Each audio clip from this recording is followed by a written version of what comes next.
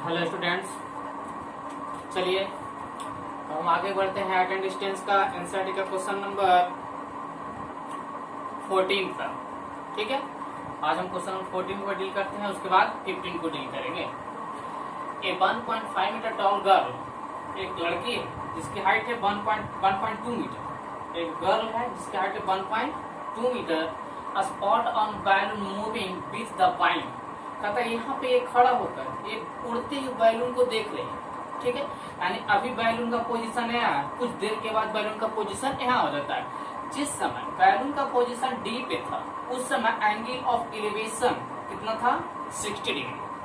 कुछ समय के बाद ये बैलून चल जाता है इस पोजीशन ए पे, तब एंगल ऑफ एलिवेशन कितना हो जाता है? 30 डिग्री। ठीक है, मान लेते हैं जी और ई का डिस्टेंस x मीटर, ई और बी का डिस्टेंस y मीटर।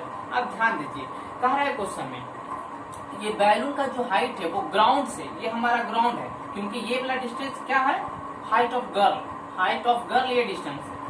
ग्राउंड से जो ये बैलून का डिस्टेंस है वो दिया हुआ है 88.2 metre, but we have 1.2 metre is the height of girl. Except girl the height of balloon is 88.2 minus 1.2, that is 87 meter. 87 meter is the exact height of balloon except girl.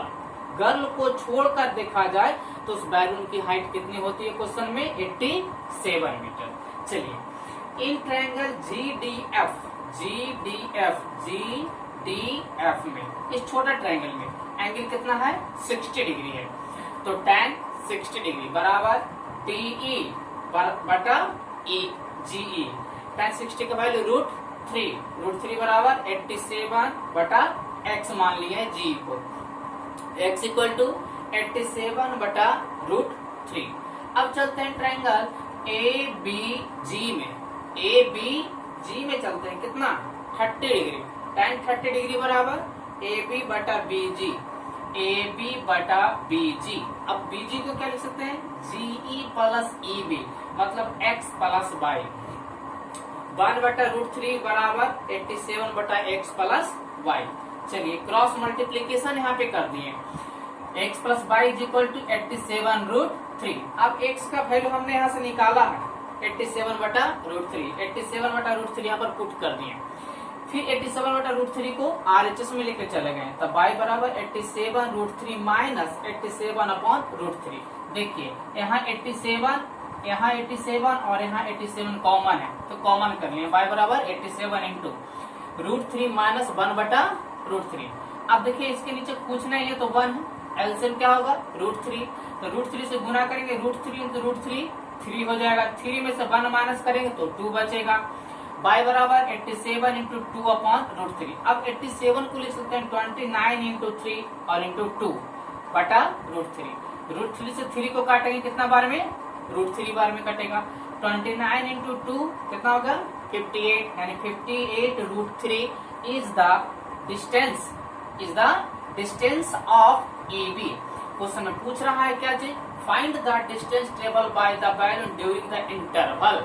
यहाँ से यहाँ तक तो आया, अब यहाँ से यहाँ जो दूरी वो तय किया है बैलून, यानी पहले बैलून इस पोजीशन पे था और इसके बाद कुछ समय के बाद यहाँ पे आ गया, तो ये डिस्टेंस हमको निकालना था, है ना। यानी 60 डिग्री से 30 डिग्री जो हुआ तो वो कितना डिस्टेंस कवर किया बैलून? तो कितना डिस्टेंस कवर किया?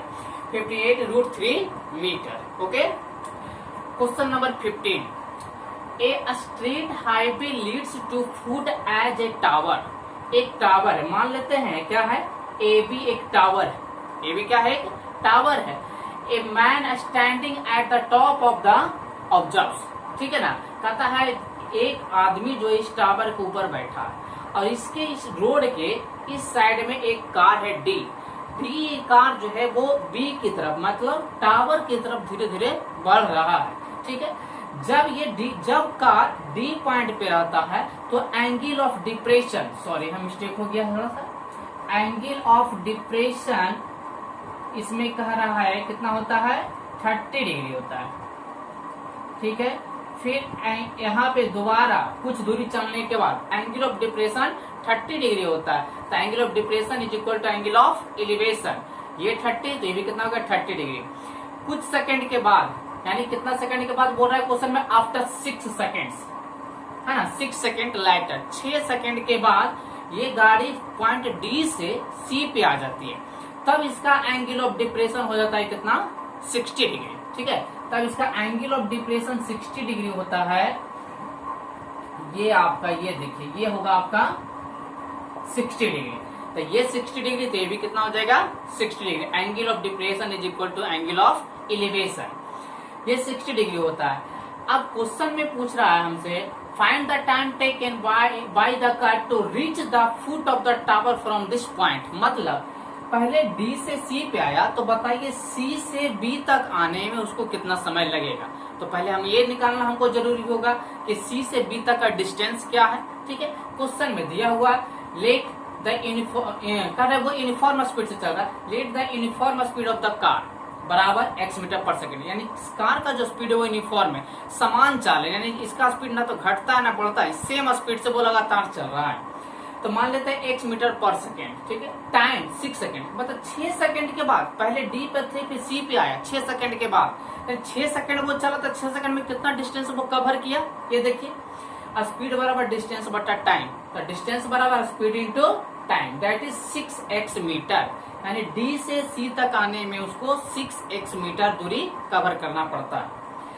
इन ट्रायंगल ABC में tan 60 डिग्री, tan 60 बराबर AB अपॉन CB, tan 60 की वैल्यू √3 बराबर AB अपॉन बाई, तो √3 इंटू बाई बराबर AB, इक्वेशन फर्स्ट।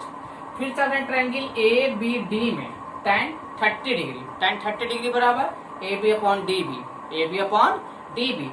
अब DB को हम क्या लिख सकते हैं, CD प्लस CB, है ना, यानी ये तुम्हारा 6x और इसको मान लिए हम बाई, तो AB upon by plus 6x, cross multiplication, तो क्या आ गया जी, बाई प्लस 6x बटा √3 बराबर AB। देखिए इक्वेशन सेकेंड और इक्वेशन फर्स्ट में RHS बराबर, तो from equation first and second LHS is equal √3 by बराबर बाई प्लस 6 बटा √3, क्रॉस मल्टीप्लीकेशन हम कर दिए। क्रॉस मल्टीप्लीकेशन करने के बाद क्या आ गया, 3 बाई बराबर 6x प्लस बाई को इधर ले, 2 बाई बराबर 6x, बाई बराबर 3x, यानी C से B तक इस गाड़ी को, इस कार को C से B तक आने में कितना डिस्टेंस चलना पड़ेगा, 3x मीटर। अब पूछ रहा है 3x मीटर को कवर करने में समय कितना लगेगा, तो स्पीड बराबर डिस्टेंस बटा टाइम बराबर डिस्टेंस बटा स्पीड। डिस्टेंस कितना है 3x, स्पीड हम कितना माने हैं, यूनिफॉर्म स्पीड कितना है x मीटर पर सेकेंड, 3x बटा x कैंसिल, तो टाइम बराबर 3 सेकेंड। ठीक है, okay, that's all, thank you.